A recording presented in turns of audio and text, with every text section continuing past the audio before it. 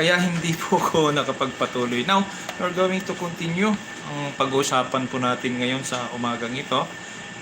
Since today it's Friday, mahirap po talagang mag-taping po sa labas. Kaya't mga kabayan, I would like to say sa inyong lahat na God bless you po sa inyong lahat. Magandang umaga po. At mega shoutout po sa lahat po ng mga subscribers dito po sa Bernard Tigabaon TV. Mega loud shoutout po sa ating lahat. Kaya ito na po, itutuloy lang po natin yung naputol po nating live stream doon po sa pantry kasi mainit doon, sobra po.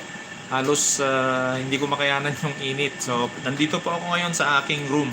Kaya ito na, paano nga ba mabilis makaahon sa kahirapan? Yan ang topic at pag-uusapan natin mga kabayan sa umagang ito.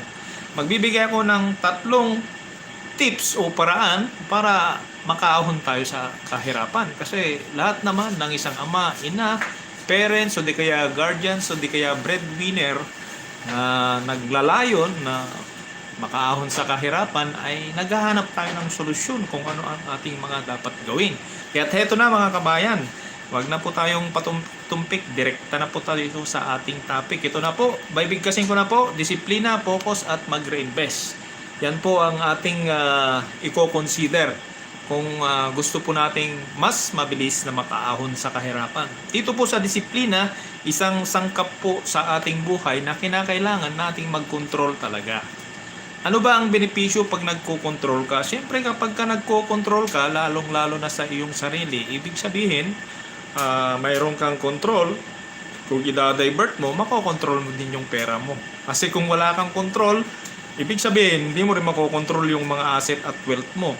Kaya, pag may control ka, alam mong i-breakdown yung pera mo kung paano mo gagastusin. Mas nagpo-focus ka sa mga needs rather than wants. Totoo po yan na nangyayari sa ating buhay. At kapag nagawa mo yan, mga kabayan, meron tayong pag-asa na mas madali tayong makaahon sa kahirapan.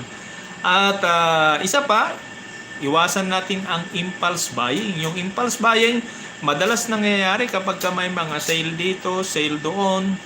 Dahil mura ang value ng mga bilihin na yon, maski hindi mo kailangan, bumibili ka, malaking pagkakamali din po yon. Kasi hindi mo may set up ng maayos yung pera mo. So, importante yan na maiwasan natin yung impulse buying. At mas lalong iwasan natin yung mainggit kung anong meron sa iba. Ayan, isang nag-focus ng kahirapan yan kapag naiinggit ka, hindi nakaplano yung paggastos mo ng pera mo dahil gusto mo lang din sumabay sa mga uso.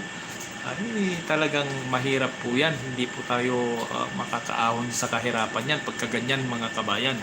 At matuto tayong mag-budget ng ating pera. Kasi kung hindi tayo matutong mag-budget ng ating pera ay sadyang mahihirapan po tayo sa ating pag-unlad o makaahon sa kahirapan. Lahat naman tayo ay gustong makaahon sa kahirapan. At higit sa lahat, sa ating buhay ay kinakailangan nating pagplanuhan ng maayos kung paano i-spend ang ating pera. Dahil kung paano mo i-spend ang iyong pera, makikita natin dito na kung paano natin i-breakdown ang ating pera, makakaiwas po tayo sa utang mga kabayan. Kaya napaka-importante po na alam natin yan. At hello Ma'am Delnas, okay po, maraming salamat. Medyo na-upload po yung isang live ko po dahil mainit po dun sa unang lugar.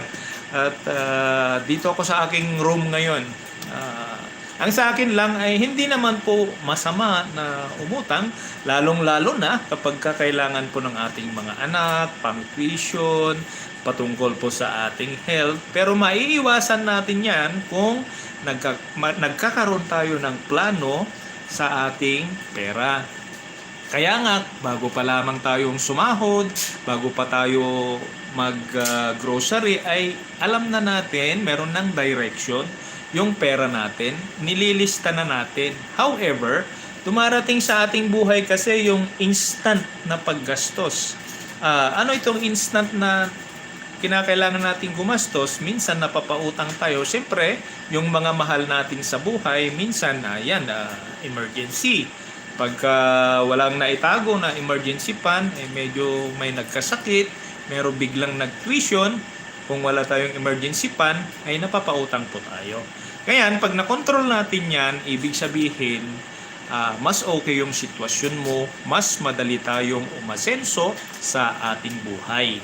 At pangalawa, bago tayo magtuloy sa pangalawa, mega shoutout po sa lahat ng aking mga followers at sa lahat po ng aking mga subscribers dito po sa Bernard T. Gabaon TV.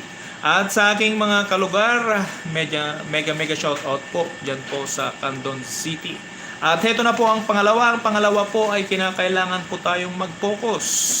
Yes, tama po. Ang ating buhay dapat po ay may focus. Huwag po tayong masyadong emosyonal sa ating buhay. Kahit saan ka man naroroon, ikaw man ay isang empleyado, ikaw man ay isang negosyante, o di kaya isa ka mang professional, o kahit ano pa, isa kang pastor, pare, o ano, iiwasan natin yung masyadong maging emosyonal kasi hindi tayo makapag-focus. Tatandaan natin, kahit sa anuman larangan ng ating pakikibaka, regardless sa ating spiritual life, dito tayo sa secular, ay kinakailangan natin ma-obtain yung IQ at saka EQ. Yan, napaka-importante po ang rules ng IQ at saka EQ sa ating pag-unlad. Example nito, kung mataas ang ating IQ at intelligence quotient natin, okay po yan for academic yan. Nagagamit po natin yan, lalong-lalo na sa salamuha sa trabaho, sa tao, yung pagtatrabaho natin kasi magaling tayo. Pero wag natin kakalimutan yung emotional EQ. Kasi kung wala ka nito, pag lagi kang palaaway sa ating ay mahihirapan po tayo. Mega shout out Ma'am Gikay Natambay. Mega shout out po. Dinidiscuss ko po dito yung emotional quotient po natin na napaka-importante po sa ating buhay. Ito ay totoo yan. Isa yan sa sangkap kung paano tayo madaling makaahon sa kahirapan. Kasi kung mapagtimpi ka, kasi kung marunong kang makisama na i-overcome mo yung emotional na mga galit mo sa mga kapwa mo tao, mas madali kang umasenso. Hindi kung konting bagay lang, kung mainit ang ulo. Ang anger kasi, nag-focus yan ng matagal na pag-asenso natin. Kasi minsan kung hindi natin na-control yung anger natin, ang isang anger o isang galit ay nakakasira ng malaking relasyon. Pag nabitawan mo na, hindi mo na pwedeng ibawi pagka ikaw ay nagalit. Kaya mahirap po talaga pagka ganon. Kaya yung emotional EQ, kailangan natin yan para mas madali po tayong umasenso sa ating buhay. Sana yung emotional EQ ay huwag nating kakalimutan. Hindi naman kinakailangan na para umasenso tayo yung sobrang talino natin. Hindi naman po totoo yun eh. Maraming ang tao na matatalino pero yung mindset nila empleyado, di po ba? Isang example yun. Empleyado yung mindset nila. Empleyado sila nang hindi namang matatalino pero sila ay kumpleto. Yung mga namang matatalino yon, yung mga financial literate, hindi naman sila matatalino eh. Pero obtain kasi nila yon, obtain nila yon. Meron silang emotional EQ na nagagamit nila. Kaya kung meron ka madali po tayong umasenso sa ating buhay. Kasi alam mo eh, di ba?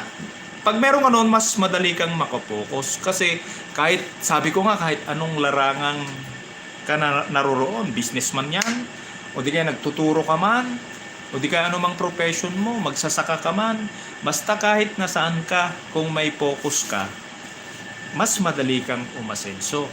Pero ito ang katotohanan, real talk ito. Kung may focus ka, dapat isa lang din. Huwag yung kung nagnegosyo ka, Halimbawa, ito, hindi nyo lang sa akin maririnig ito dahil nag-a-agree po talaga ako na kung sinasabi nating mag-focus, kinakailangan isa lang ang i-focus mo at i-expand mo ito. Hindi mo masasabi na magpo-focus ka. Halimbawa, gusto mong magnegosyo ng karinderya, gusto mong magnegosyo ng grocery, gusto mong magnegosyong buy and sell ng meat shop. Sa tingin mo, makakapokus tayo nun? Mahihirapan po tayo. Kaya inunahan ko na po yung mga mindset na ganun. Inunahan ko na. Sinabi ko na kailangan mo yung intelligence quotient mo at saka yung emotional EQ mo. Kailangan po natin yan. Kaya inunahan ko na dahil hindi tayo makakapokus kung marami tayong tinitignan na mga bagay na ganon. Hello Ma'am Just Gina's channel. Mega shout out po sa inyo. Mga kabayan, pwede nyo pong bisitahin ang channel ni Ma'am Jenas, Ma'am Katambay, at saka si Ma'am Nels ng Taiwan. And DDT, welcome to my friend Koreans. Thank you very much my friend for attending my live. At yun nga po, we need focus. We need focus in our journey in order to have our own particular success, whatever where we are. If we are in the business, if we are on our career, we need to obtain these particular things: emotional quotient or emotional IQ and intelligence quotient. But in order to focus, we have only one certain things to do. We cannot do a variety. Kung merong variety, marami yung ginagawa natin, hindi po tayo makapag-focus. Yan po ang real talk, katotohanan po yan sa ating buhay kung gusto nating umasenso. Tulad ko na lang po, example ko na lang po yung sarili ko. Dito po, isa po akong safety officer by profession dito po sa Saudi Arabia. Kung magse-safety po ako, tapos magkakaroon pa ako ng trabaho na scaffolding inspector o di kaya environmental, hindi po ako makakapag-focus. Kaya dapat isa lang ang i-focus natin. Kaya kung gusto mong umasenso, kabayan, kinakailangan mag-focus ka lamang sa isa. Example, unahin natin kung sa pagluluto, sa aking community kasi, believe na believe po ako sa lahat ng mga ipinapakita nyong luto. Pero alam mo, sinasabi ko lagi sa aking sarili, wow, napakagaling naman sila, asensado sila. Pag na-monetize nyo po yung mga niluluto nyo na pinapakita nyo dito, kasi mahilig po akong manood ng lahat ng mga nagluluto. Pag uwi natin sa Pilipinas, pag yung galing natin na pinapakita natin dito sa YouTube, pag na-actual natin, na ibenta natin yan, patok na patok po tayo, i-focus po natin yan, aasenso po tayo sa ating buhay. Siyempre, kaya nating sinasabi nito kasi advanced na po tayo Bago ka pa magnegosyo, ang galing nyo na po. Kasi ako hindi pa ako magaling magluto. Hinahangaan ko po kayong lahat kasi halos sinusubscribe ko po yan yung mga nagluluto dahil believe na believe ako. Dahil ang pagkain, walang katapusan yan, hindi kailanman yan malalaos. Kaya patok na patok po ang iyong mga vlog at patok na patok po yan pag ginawa nyong negosyo. Kahit sa maliit lamang na karinderya kayong mag-umpisa, dadagsahin po niyan. Kaya nga, focus lamang po kayo. Una, babalikan natin po yung una, disiplina. I-connect na natin yung focus kasi baka hindi nyo inabutan yon. Kaya mga kabayan, huwag po kayong mawalan ng pag-asa. Hindi lang po yung pag-vlog natin dito sa YouTube tayo kikita ng pera. Sa mga talento nyo yan, just in case na nagpurgod na po kayo dyan sa abroad, ulit-ulitin nyo lang po yan. Inegosyo nyo lamang po yan. May kasabihan na kailangan magnegosyo ka kung anong meron ka. Kung anong meron ka, yun ang umpisahan mong negosyo. Hindi mo kailangan ng libo-libong pera para makapagnegosyo ka po. Kasi ang topic natin, paano po tayo makakaahon sa kahirapan. Kaya nga, kung ano, yung nasa sayo, pwede mo nang i-business yan. Yung mga niluluto ninyo po, naku po, approve na approve po yan. Pagkakakitaan nyo po yan at aasenso po kayo dyan. Yung sa mga iba namang vlogs, marami din yung mga sa artwork. Naku, ang ganda po.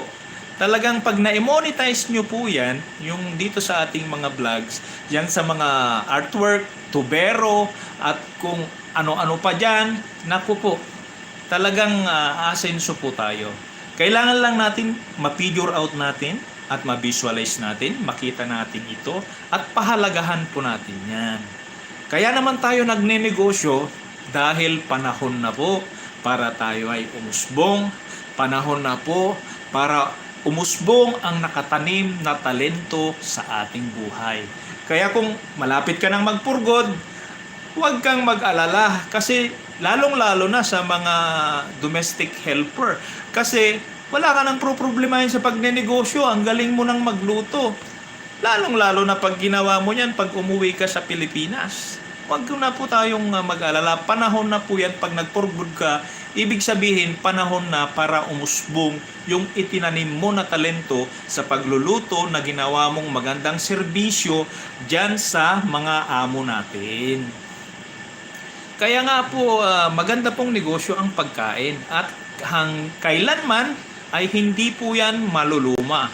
Sana maunawaan nyo po at sana mag-agree po tayo sa aking sinasabi. Dahil totoo po yan, lahat po tayo ay gusto nating umasenso sa ating buhay. At ang pangatlo kabayan, para tayo ay mas madaling umasenso sa ating buhay, ay matuto po tayong mag-reinvest. Ano ba yung reinvest? Madali lang po naman intindihin. Kung mayroon po tayong mga negosyo, mayroon po tayong investment, kung ano po ang kinikita natin doon, huwag po natin gagastusin lahat. Siyempre, kailangan mag-set aside po tayo ng pera na pangpaikot natin ng ating negosyo. O di kaya, i-invest mo ulit yung kinita mo sa investment mo. Ganun lang yung paliwanag. Kung anong kinita mo sa investment mo, huwag mong gagastusin lahat. Kumuha ka ng kinita mo doon sa investment mo at mag-invest ka ulit. So, ibig sabihin, nag-reinvest ka na. Ano ang chances kapag ka ganun ang ginawa mo?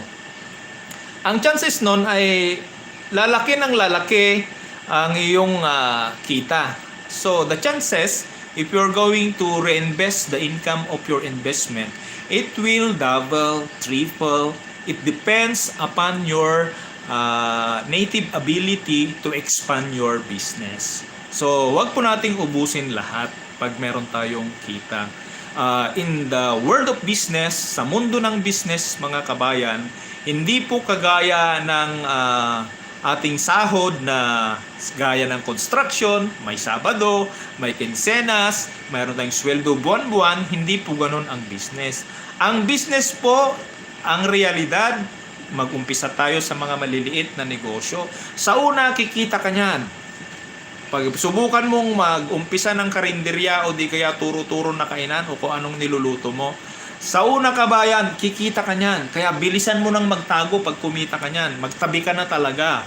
At magtabi ka ng mga additional idea mo. Susunod yun na pag-usapan natin. Magtago ka na, kabayan, dahil hindi malayong mangyari na mayroong downfall niyan. May statistics po kasi yung business. Sa business po kasi, mayroon ding statistics. May mga fixed season, kikita ka, mataas yung kita mo, at talagang mayroong idle ka, at mayroon ding wala. Kaya hawak mo ang pagmamanage ng iyong pera. Kaya ang dapat mong gawin, immediately magtabi ka kapag kumita ka na. So ang logic nun, ang ibig sabihin, ang negosyo ay hindi kagaya ng sahuran. Kaya wag mo talagang uubusin lahat yun. Ang pagnenegosyo, titignan mo yung binhi mo. Kaya nga reinvest ang sinasabi ko. Kinakailangan matuto kang mag-reinvest. Para makonect natin, para mas madali nating ma-figure out at maunawaan, kung magnenegosyo ka at gusto mong madaling makaahon sa kahirapan, kailangan alam mo yan. Una, may disiplina ka, at ano ang naibibigay ng disiplina sa'yo. Pag may disiplina ka sa iyong sarili, nakokontrol mo yung mga pangyayari sa iyong buhay at saka sequence. Anong ibig sabihin nito? Mayroong old kasabihan na ang lumakad ng marahan matinikman ay mababaw. Ang ibig sabihin nun, pag may control ka, magka-problema ka man, hindi gaanong malakas yung impact kasi nakahanda ka, nakapag-control ka. Ibig sabihin yung pera mo, kahit hindi ka negosyante, ito lang, kahit sa mga estudyante, binigyan ka ng mother, father mo ng iyong allowance sa iyong eskwelahan, dahil advance ka mag-isip, dahil alam mo kung gaano kahirap yung mga magulang mo, kung paano nila kinukuha yung pera na ibinibigay sa'yo, hindi mo lahat ginagastos, nagtatabi ka. So nung dumating yung panahon na biglang bumagyo, walang naipadala yung mga magulang mo, halimbawa nag-boarding ka dyan sa syudad, hindi ka gaanong nahirapan kasi meron kang nakatabi. So ganun, kung meron kang disiplina, nakokontrol mo yung pera at nakokontrol mo kahit paano yung mga nangyayari. At ang wisdom naman yan wisdom naman yan na nanggagaling sa Diyos. Hindi naman natin nasasabi ito dahil bigla na lamang nating sinabi. Kasi nasasabi natin ito, una, siyempre may wisdom ang Panginoon. Ano ba yung wisdom? Ang wisdom kasi ay yung mga hindi natin nakikita sa hinaharap na ipinapakita ng Lord sa atin. Kaya yan po. Kaya kung gano'n ang gagawin mo, okay po. Kaya nga, nandito na po tayo sa pangatlo, yung sa reinvest. Sa pagre-reinvest kasi gano'n nga pag sa business. At idagdag po natin sa pagre-reinvest ay araw-araw kinakailangan po tayong magkaroon ng pananaliksik sa ating buhay. Kinakailangan po tayong araw-araw po tayong magre-research. Kahit na ano pang trabaho mo, kabayan, proud po ako sa mga kapwa nating mga Pilipino na kasambahay sila, na nandito ng mga skilled labor sila, na una sa lahat mayroong paninindigan sa Panginoon at ginagawa ang kanilang pang-araw-araw na pananaliksik at gumagawa sila ng side hustle. Alam nyo ba na tuwang-tuwa ako pag nakikita ko yung mga nag-vlog na mga nandyan sa bahay, yung mga domestic helper. Kasi ibig sabihin gumagawa sila ng sideline, o di kaya racket sabi nila. Gumagawa sila ng sideline na pag pamonetize nila ito, magkakaroon sila ng additional income. Kaya natutuwa po ako at saludo po ako sa lahat ng mga kapwa nating Pilipino na gumagawa noon. Kaya naman ganun na lamang ang tuwa ko kapag pinapanood ko po silang lahat. At yan lamang po ang ating pinag-usapan sa umagang ito upang tayo po ay mabilis na umasenso at umahon sa ating buhay. Kaya mga kabayan, huwag kalilimutan, pero ganun pa man ang ating pinag-usapan ay huwag pa rin nating kalilimutan na tayo po ay laging magpakumbaba at tayo po ay laging magbasa, makinig po sa salita ng Diyos. Kasi importante din po yan para mas lalo pa tayong makaahon sa kahirapan. Kaya in conclusion sa ating buhay, kahit ikaw man ay hindi OFW, ikaw man yung pinakamahirap ang buhay na nandyan sa Pilipinas, hi to DDTE 13, Just Ginas, mega shout out po sa inyo, maraming salamat. Mga ka-community, pwede nyo pong bisitahin ang kanilang channel. At okay po, ang kanilang channel po ay talagang saludo po ako dahil variety rin po ang kanilang pinapakita. May talent din po sa pagluluto yung iba at maganda po. Pwede nyo na pong gawing business niyan pag nag-for good na po kayo. Huwag na po kayong mag-alala dahil sa taglay ninyong biyaya, sa taglay ninyong talent, sa galing sa pagluluto ay magagamit nyo na po yan na pagkakitaan. So patuloy po tayo. In conclusion sa ating buhay, kung gusto po nating talagang makaahon sa kahirapan, ayun nga, nasabi ko na, kinakailangan pa rin po natin yung magpasakop po una sa Panginoon at pangalawa ay kinakailangan po natin yung malaman po natin ang ating mga disiplina, kasi napaka-importante po ang disiplina. Kasi sa disiplina sakop na po itong lahat. Kasi kung may disiplina ka sa sarili mo, syempre maganda po ang iyong kinabukasan. At kung mayroon po tayong disiplina, ay wag po nating kalilimutan na i-apply din po sa ating buhay mga kabayan. Kasi importante po yan na malaman natin. At huwag natin wawalain yung focus. Pag sinabi nating focus, importante po ay mayroon po tayong direksyon sa ating buhay. Yung tinatahak po natin ay tama po. Yan ang mga dapat nating pagpokusan. Huwag naman po tayong mag-focus sa mga maling bagay. Ang sinasabi ko, pag nag-focus po tayo ay sa mga tamang bagay. Yung mga ikinararangal at ikinabubuti ng ating pamilya at una sa ating sarili. Kasi tayong mga OFW at kahit mga kabayan, kung nanonood ka hindi ka man OFW, tama po na kailangan po nating mag-focus. At yung mga kababayan natin, nagpo-focus sila sa vlogging, pinapakita nila kung anong talent nila, tama po yan mga kabayan. Dahil sa pagpo-focus mo niyan at pag-upload mo dito sa YouTube, nakakatulong ka, nakaka-inspire ka sa mga kapwa mo OFW. Kaya pagpatuloy nyo lamang po yan. At sa panghuli naman ay kinakailangan pa rin natin ng mag-reinvest. Yan po ang importante. At lagi po natin sanang tatandaan na kapag po tayo ay nagre-reinvest ay huwag pong uubusin ang ating income. Dahil pag inubos po natin ang binhi, wala na po tayong itatanim. Kaya napaka-importante po yan. At yung panghuli po na sasabihin ko, napaka-importante po. Hindi po ako judgmental, hindi ko po ginajudge yung mga ibang tao. Pero ito kasi minsan nangyayari sa ating buhay. Sa buhay po natin kasi minsan yung mga iba, hindi naman po lahat. Yung mga ibang mahihirap kasi, ang style ng buhay nila o di kaya yung lifestyle nila, nagiging buhay mayaman. Kaya minsan, mas lalong humihirap, mas nahihirapang umasenso o umangat sa buhay. Ganon din naman yung mayaman. Yung mayaman naman kasi, sa totoo lang, ang buhay ng ibang mayaman, mas nakakarami, ay nabubuhay sila na parang mahirap. Kaya, ang tingin ng iba, mas lalo silang yumayaman. Totoo naman, mas lalo silang yumayaman dahil yung lifestyle nila ay talagang iniisip nila na mahirap. Gumagastos sila ng kanilang buhay na mas mahina sa kanilang kinikita. Don't expense more than what you earn, sabi ng iba. Kaya ganun nga ang nangyayari sa buhay. Kaya kung titignan natin, maraming tradisyon kasi yung Pilipinas. Yung Pilipino. Sa tradisyon pa lang, nadadali na talaga yung mga iba nating mga kapwa Pilipino. Well, hindi naman masama na makiayon tayo sa mga tradisyon. Gaya ng birthday, gaya ng kasalan, gaya ng piyesta o ano. Pero lagi nating tatandaan na kukunin natin yung i-apply natin yung control.